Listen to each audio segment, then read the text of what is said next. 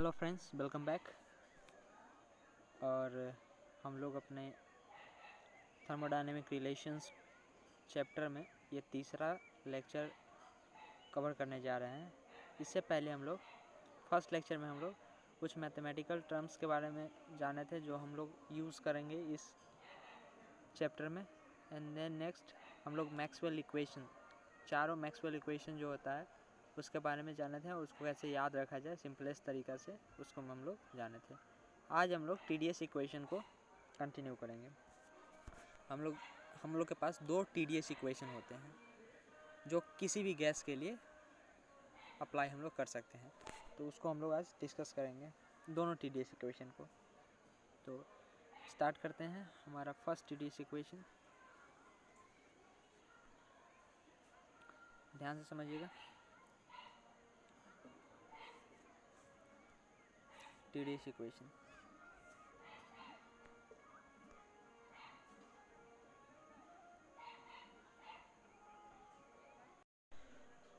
तो TDS equation को हम लोग डिराइव करने के लिए, हमारे पास जो दो TDS इक्वेशन होते हैं उसको डिराइव करने के लिए हम लोग फर्स्ट एक फंक्शन लेते हैं जो कि इंट्रोपी है और जो डिपेंड कर रहा है टेम्परेचर एंड वॉल्यूम पे। हम लोग ये ले रहे हैं क्योंकि सॉल्व हम लोग को करना है, तो डेरिवेशन के साथ हम लोग समझेंगे TDS इक्वेशन को।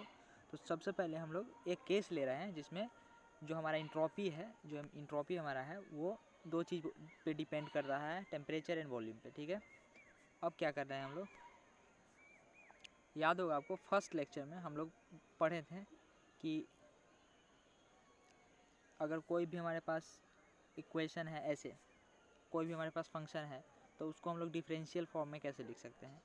जैसे अगर हमारे पास कोई भी एक फंक्शन है जो दो वेरिएबल का फंक्शन होता है, कोई एक इंडिपेंडेंट क्वांटिटी है, ये डिपेंडेंट क्वांटिटी है और ये दोनों इंडिपेंडेंट क्वांटिटी है, तो मतलब हमारे पास कोई भी ऐसा इक्वेशन होता है जिसमें एक डिपेंडेंट क्वांटिटी दो इंडिपेंडेंट क्वांटिटी का फंक्शन हो, तो उसके लिए हम लोग क्या करते हैं, उसके लिए हम लोग पार्शियल डिफरेंशिएशन करते हैं। पार्शियल डिफरेंशिएशन में एक रूल है कि सबसे पहले हम लोग जिसका पार्शियल डिफरेंशिएशन जिसके रिस्पेक्ट में करते हैं उसको सिर्फ वेरिएबल मानते हैं और दूसरा जो टर्म होता है उसको हम लोग कांस्टेंट मानते हैं।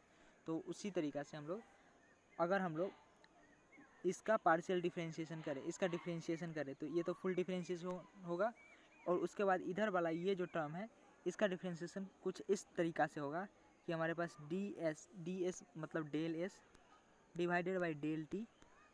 देखिए हमारा जो फंक्शन है उसका डिफरेंशिएशन दूसरा के रिस्पेक्ट में कर रहे हैं, तो नेक्स्ट दूसरा को हम लोग को कांस्टेंट रखना पड़ेगा मतलब v, फिर प्लस इनटू यहाँ पे टोटल डेरिवेटिव भी आता है इस पार्शियल डेरिवेटिव का, फिर हम लोग प्लस करते हैं और फिर नेक्स्ट जो दूसरा हमारे पास बचा उसको फिर सेम इसी तरीक़ा से हम लोग फिर फर्स्ट वाले को कांस्टेंट रख के एंड देन हम लोग डेरिवेटिव पार्शियल डिफरेंशिएशन करते हैं। और टेलर सीरीज एक्सपेंशन भी हम लोग इसी प्रकार से करते हैं। हम लोग इंजीनियरिंग मैथमेटिक्स 3 में ये सारा चीज़ पढ़ चुके हैं। इवन इंजीनियरिंग मैथमेटिक्स 2 में भी हम लोग ये सब थोड़ा बहुत चीज़ पढ़ते हैं, डिफरेंशियल इक्वेशन, तो पार्शियल डिफरेंशिएशन थोड़ा बहुत वहाँ पे हम लोग पढ़ते हैं। नेक्स्ट अब क्या करेंगे, हमारे पास ये इक्वेशन डिफरेंशिएशन करने के बाद आया, अब क्या करें, दोनों तरफ मल्टीप्लाई करें t से, तो t से मल्टीप्लाई करने के बाद यहाँ पे TDS इक्वेशन आएगा, यहाँ पे t मल्टीप्लाइड और यहाँ पे t मल्टीप्लाइड होगा। अब क्या होगा समझिएगा ध्यान से, हम लोग एक चीज़ पढ़े हैं कि अगर हमारे पास एक प्लॉट है टेम्परेचर वर्सेस इंट्रोपी का, तो यहाँ पे constant pressure and constant volume graph जो होते हैं उसका स्लोप हम लोग कैसे निकालते हैं, तो dt by ds is equals to C T by C V and T by C P. ये जो होता है टी बाई सी वी जो है हमारे पास, टी बाई सी वी जो है ये कांस्टेंट वॉल्यूम के लिए होता है, और टी बाई सी पी जो है ये कांस्टेंट प्रेशर के लिए होता है। T by C P sorry, ये हमारे पास टी बाई सी पी आएगा, T by C P constant pressure के लिए एंड टी बाई सी भी कॉन्स्टेंट वॉल्यूम के लिए ग्राफ होता है। ठीक है, तो अब इसका ठीक उल्टा हम लोग अगर रेसिप्रोकल अगर करें तो ds/dt आएगा। इसका अगर रेसिप्रोकल हम लोग करें तो रेसिप्रोकल करने के बाद हमारे पास ds/dt आएगा और ये बराबर हो जाएगा cv इंटू टी, या ये बराबर होगा cp इंटू टी के। डिपेंड अपॉन ये जो हो जाएगा कांस्टेंट वॉल्यूम पे हो जाएगा और ये जो हो जाएगा कांस्टेंट प्रेशर पे हो जाएगा। ठीक है, ठीक है, आई होप आपको समझ में आया होगा ये। तो अब हम लोग क्या करेंगे, इसी इक्वेशन का यूज़ करेंगे हम अपने नेक्स्ट स्टेप में। क्या यूज़ करेंगे इस इक्वेशन का, ध्यान से देखिए। ये टर्म जो आपको दिख रहा है, ये टर्म ठीक उसका रेसिप्रोकल है del S by del T at constant volume. तो कॉन्स्टेंट वॉल्यूम के लिए हमारे पास क्या होता है, सी बी टी। तो इसके जगह हम लोग इसको पुट करने वाले हैं। ठीक है, ये टर्म को हम लोग इसके जगह पुट करने वाले हैं। पुट करते हैं। पुट करने के बाद हम लोग के सामने इक्वेशन कुछ ऐसा बन जाएगा। एक मिनट, थोड़ा सा मैं इसको ऊपर कर लूँ। तो हमारे पास कुछ इक्वेशन इसके जगह पे ये हम लोग पुट किए, सॉरी, इसके जगह पे ये हम लोग पुट किए एंड यहाँ पे आपको ये जो टर्म दिख रहा है इसको हम लोग मैक्सवेल इक्वेशन से पुट करने वाले हैं। तो मैक्सवेल इक्वेशन में अगर del S by del V at constant temperature है तो उसको हम लोग इज इक्वल्स टू लिखते हैं del P by del T at constant volume. तो ठीक इसी को हम लोग यहाँ पे पुट करने वाले हैं उसके जगह पे, del P by del T at constant volume into D V. ठीक है, अब नेक्स्ट हम लोग क्या करेंगे, हमारे पास ये और ये कैंसिल आउट हो जाएगा, फिर ये रहेगा वहाँ पे, तो हमारे पास टी टी कैंसिल आउट और फाइनली हमारे पास जो एक इक्वेशन रेडी हो गया आएगा वो आएगा T D S is equals to C V D T plus T times del P by del T at constant volume into D V. तो ये हमारा first T D S equation होगा। अब हम लोग second T D S equation की तरफ move करेंगे। तो first T D S equation को फाइंड करने के लिए हम लोग एक कंडीशन लिए थे, एक केस लिए थे कि हमारा इंट्रोपी जो था वहाँ पे इंट्रोपी जो था वो फंक्शन था वॉल्यूम एंड टेम्परेचर का। अब यहाँ पे हमारा इंट्रोपी जो है वो फंक्शन होगा टेम्परेचर एंड प्रेशर का। तो फिर वही टेलर सीरीज एक्सपेंशन से हम इसको लिख सकते हैं, एक को कांस्टेंट रख के दूसरा का इंटीग्रेशन इनटू उसका टोटल एक को कांस्टेंट रख के दूसरा का डिफरेंशिएशन इनटू उसका टोटल डिफरेंशिएशन, पार्शियल डिफरेंशिएशन के फॉर्म में इसको हम लोग जैसे हम लोग ऊपर लिखे हैं वैसे ही नीचे लिख सकते हैं।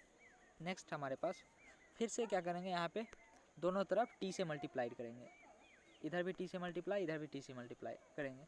तो हमारे पास एक ये इक्वेशन कुछ इस तरीक़ा से कन्वर्ट हो जाएगा, T D S is equals to T times of del S by del T at constant pressure into D T plus T times of del S by del T times of del S by del T into del S by del P at constant temperature into D P.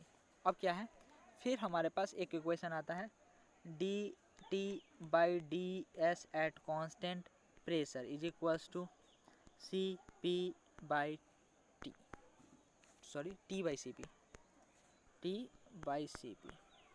तो फिर इसका reciprocal अगर हम लें तो del S by del T at constant pressure is equals to C P by T आ जाएगा। तो इस को हम लोग फिर से वापस पुट करेंगे हम अपने इक्वेशन में और हम अपना प्रोसेस को आगे बढ़ाएंगे। तो ध्यान से समझिए, इसके जगह पे हम लोग ये पुट कर सकते हैं एंड इसके जगह पे मैक्सवेल इक्वेशन से हम लोग ये भी पुट कर सकते हैं।